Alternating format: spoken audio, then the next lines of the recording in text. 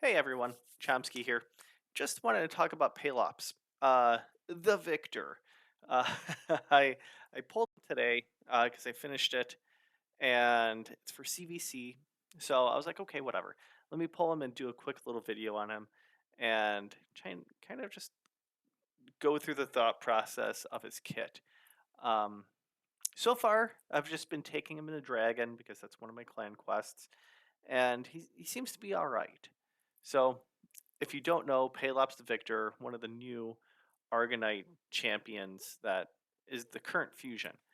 I currently have him with the Blades of Okumari, and this is going to go on and off a few times depending on his kit, which I'll show you in a moment.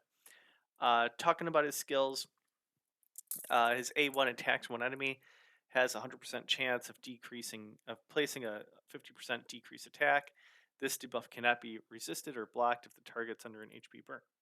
Cool. I love A1s that do a debuff. Absolutely love it. So that's fine. Uh, Gore, the Bane, attacks one enemy. He's going to ignore 50% of the target's defense if they're under an HP burn. It increases the damage inflicted by the skill increased by 10% for every turn remaining in any debuffs on this champion and the target. Stacks up to 200. So just make sure they have debuffs and you have buffs. If the damage inflicted by the skill is less than half of the target's max HP, steals all buffs from the target and places a stun debuff on them for 2 turns. That's a long time. These effects cannot be resisted if the target is under an HP burn debuff. Okay. The big one here is that it's a stun for 2 turns. So you don't necessarily want to have that much damage because you want to have that stun for this one enemy. Here on the A3, we have the active effect of placing an increased attack and a magma shield on all allies for 2 turns. The value is equal to 30% of this champion's max HP. Also places a taunt. I forgot about this taunt. Hang on. The passive effect is that decreases the damage all allies receive by a fifth, while this champion is not under a decreased defense debuff. Okay. He is immune to stun, HP burn, and petrification. Whenever an enemy attacks this champion, has a 100% chance of placing an HP burn. This chance decreases to 50% if he is under a decreased defense. It occurs once per enemy skill. All right. Whenever an enemy attacks him, also has a 50% chance, a coin flip, of placing a petrification debuff on that enemy for 1 turn. The chance decreases to a fourth if this champion is under a decreased defense. Occurs once per turn. A whole lot here. Essentially, like the magma shield is just a shield on steroids. We want magma shield because we're getting a shield and we're also doing damage out there of an HP burn. So it only adds to the synergy of the A2 here of ignoring defense, as well as potentially placing a stun on them if we didn't do half their life. So I I was messing around with the provoke set on them. The idea here is that with taunt, when that goes away, and that's a 3 turn, I believe. Um, yeah, a 3 turn. Um, yeah, essentially for that 1 turn that he's not there, we have the potential of placing a taunt. Or a provoke. Apologies. I like the idea in theory, but it's not a good one. Frankly, even with like this, like I don't have him with enough HP or defense to actually justify it. Dude's squishy. I don't have enough in Argonites yet, and I'm okay with it for now. But moving forward, I need Feral and Chronophage and all that fun stuff. Chronophage, scratch that. No dice in Chronophage. But I just need more of the special stuff. Like I've been farming Spider for a while, and not getting a lot of good normal pieces, but also aiming just for the special pieces and not getting a lot there. The provoke thing is a decent idea, but it's only a 30% chance. And he does a lot of A1. He's not he's not doing an AoE, so I'm really just like it's a very low chance of actually putting a provoke out there. The idea here is that whenever an ally is attacked by an enemy, in addition to the magma shield, I also have the chance of placing that 15.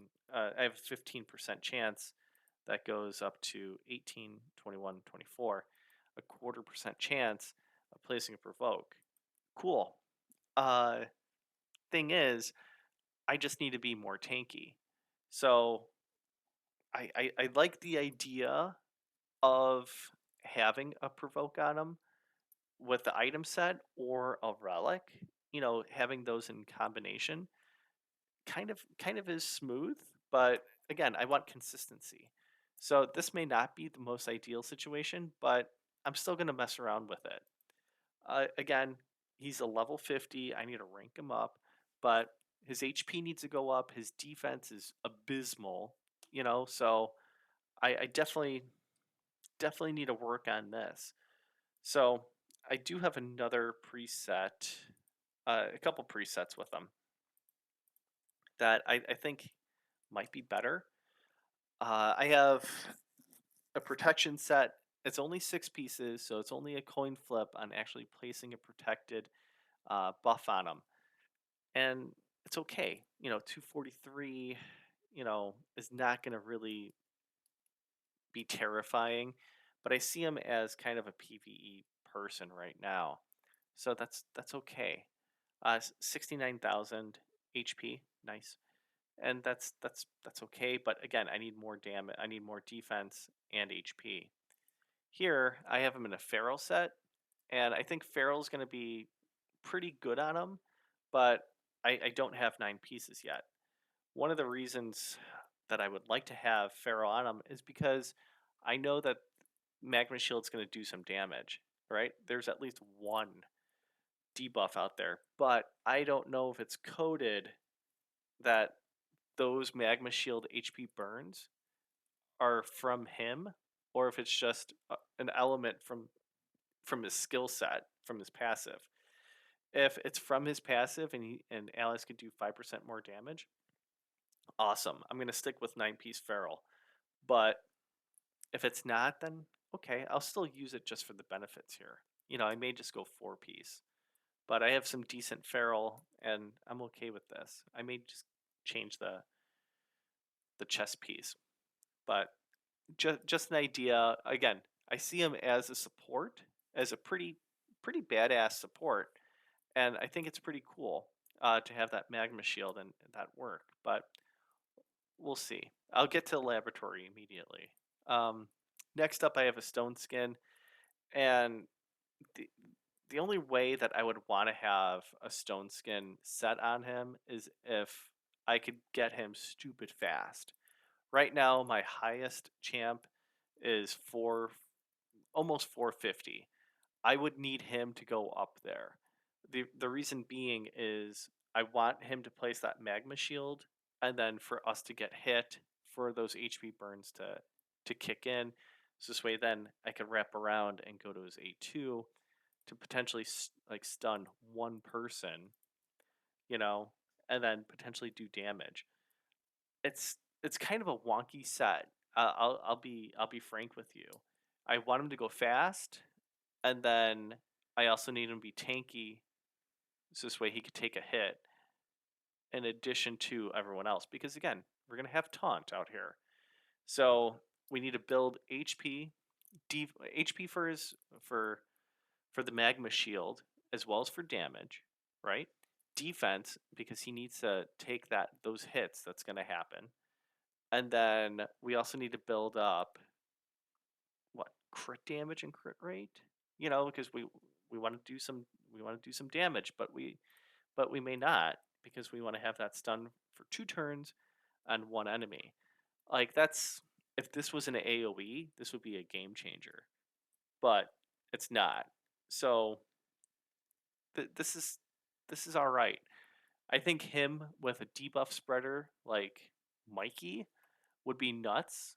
If Mikey could spread that 2-turn stun around, then we're going to be really in business. But you know, we also want to be mindful of resistance as well.